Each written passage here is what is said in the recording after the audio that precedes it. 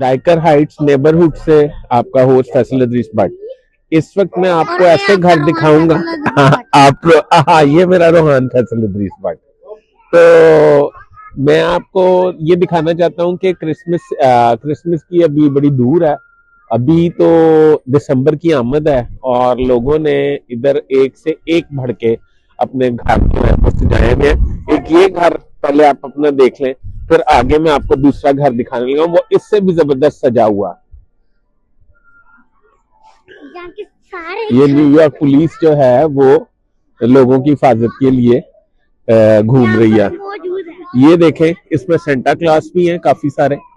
और ये देखें कैसा खूबसूरत है। और ये जिंजरब्रेड मैन और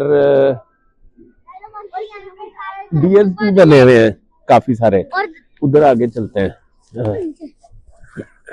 और दरख्त पर भी लाइट्स लगी हुई हैं। हाँ, वो देखिए।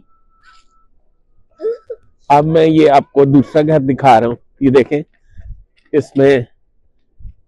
इसमें काफी सारे जो हैं मौजूद हैं, बलून्स मौजूद हैं। और यहाँ पर लाइट्स ये रोहान आपसे बात करना चाहता है, करें जी।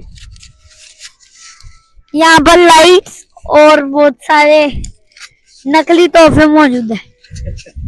और डाइकर हाइट से रोहान फैसल इदरीस भट्ट, बताएं कहाँ से? कैमरामैन एहसन रियाज के साथ live from Brooklyn New York, Dyker Heights.